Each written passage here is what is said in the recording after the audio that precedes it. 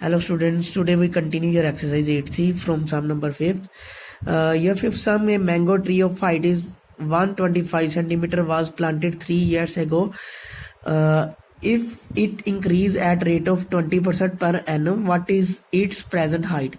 3 साल पहले की जो उसने ट्री की हाइट दी हुई है मैंगो ट्री की वो 125 सेंटीमीटर है और उसकी इंक्रीज होने की जो रेट है वो 20% पर एनम है और हमने फाइंड करनी है अभी उसकी अब की हाइट कितनी होगी। अब की हाइट दैट मीन से 3 साल पहले की बात कर रहे थे, अब 3 साल बाद की बात करेंगे। मीन से आफ्टर ऑफ 3 इयर्स इसकी जो हाइट होगी मैंगो ट्री की वो कितनी बनेगी, जब वो कितने रेट ऑफ इंक्रीज उसका कितने गिवन है 20%।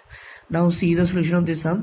The height before 3 years ago जो हमारे पास गिवन थी 125 सेंटीमीटर जिसको एज ए प्रिंसिपल लिया, इंक्रीज रेट तो था वो 20% पर एनम था और हमने हाइट फाइंड करनी थी आफ्टर 3 इयर्स। तो 3 इयर्स फाइंड करने के लिए हम आफ्टर फाइंड करनी है तो इसके लिए फॉर्मूला यूज करेंगे अमाउंट का, principal plus 1 plus R over 100 in N. Principal था 125, रेट जो इंक्रीज करा 20% एंड टाइम था 3 इयर्स। तो जब इसको हमने सोल्व किया तो हमारे पास जो आफ्टर 3 इयर्स की जो ट्री की हाइट थी वो आई 216 centimetre. Now your question number 6।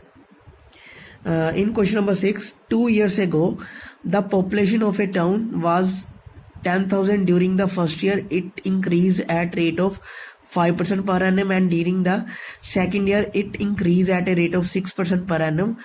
What is its present population? तो ये जो population की बात कर रहा है 2 years ago, 2 साल पहले की बात कर रहा है और हमने present की बात करनी है, मतलब आफ्टर 2 years की बात करनी है। तो 2 साल पहले जो पॉपुलेशन थी हमारे पास वो 10,000 थी और फर्स्ट ईयर में जो इंक्रीज हो रही है पॉपुलेशन में वो इंक्रीज रेट था हमारे पास 5% और सेकंड ईयर में जो हमारे पास इंक्रीज रेट परसेंट था वो 6% था। तो हमने जो अब देखना है 2 साल के बाद देखना है भी हमारे पास जो पॉपुलेशन है टाउन की वो कितनी है। 2 years ago पॉपुलेशन जो थी वो 10,000 थी जिसको हमने प्रिंसिपल ले लिया।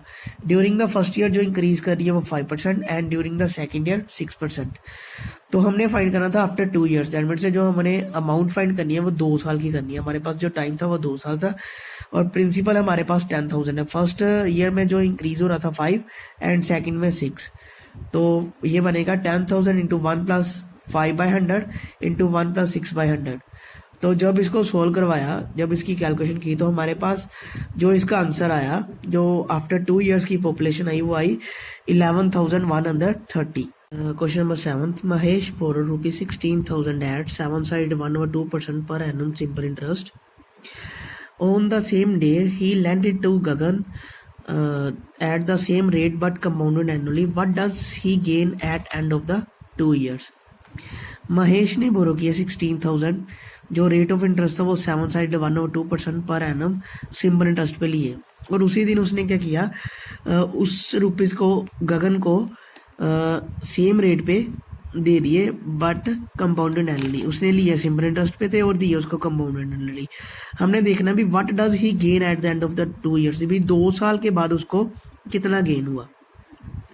तो एक तो इसका सिंपल इंटरेस्ट निकालना पड़ेगा और एक कंपाउंड इंटरेस्ट निकालना पड़ेगा और दोनों का डिफरेंस जो आएगा हमारे पास गेन होगा वो महेश का। Solution of this sum, first of all पे हम इसको सिंपल इंटरेस्ट फाइंड करेंगे तो उसके लिए principal 16 and rate of interest is 15/2% per annum और टाइम इज 2 इयर्स। तो हमने जब फॉर्मूला यूज किया सिंपल इंटरेस्ट का P into R into T/100 and then fill the value of principal rate and time, then solve the calculation and हमारे पास जो answer आया वो 2400 आया। दैट मीन्स जो सिंपल इंटरेस्ट बना वो 2400 और कंपाउंड इंटरेस्ट में उसने क्या किया था वो रुपीज किसको दे दिए थे गगन को। तो हमने देखना भी उसको कंपाउंड हमारा उस टाइम बाद कंपाउंड इंटरेस्ट कितना बना, principal 16,000, rate same 15/2% and time is 2 years. तो अमाउंट जो 2 इयर्स की बनी, प्रिंसिपल 16,000 फिल किया और रेट 15/2 फिल किया। जब इसकी कैलकुलेशन की तो हमारे पास इसकी अमाउंट आई 18,490। तो हमने कंपाउंड इंटरेस्ट निकालना है, कंपाउंड इंटरेस्ट का फॉर्मूला अमाउंट माइनस प्रिंसिपल, तो ये हमारे पास निकल आया 2,490। सिंपल इंटरेस्ट से 2 ईयर का जो सिंपल इंटरेस्ट आया था 2400 और जो कंपाउंड इंटरेस्ट आया 2,490। तो जब दोनों को सोल्व कराया तो हमारे पास 90 उसका गेन आया। इसका गेन आया महेश का, क्योंकि महेश ने सिंपल इंटरेस्ट पे पैसे लिए थे और कंपाउंड इंटरेस्ट पे उसने गगन को दे दिए थे। और फिर क्या हुआ था, महेश को जो प्रॉफिट मिला वो 90 रुपीज़ का मिला इन 2 years में. Now your question number 8. Question number 8. A machine is purchased for rupees 6,25,000. Its value depreciate at the rate of 8% per annum. What will be its value after 2 years? तो जब उसने machine purchase की उसका जो price है वो है 6,25,000 और उसकी जो हर एक ईयर पे डेप्रिशिएट दैट मीन्स जो उसकी गिरावट हो रही है वो 8% हो रही है और हमने देखना है भी 2 years के बाद उसकी वैल्यू जो वो कितनी रह जाएगी.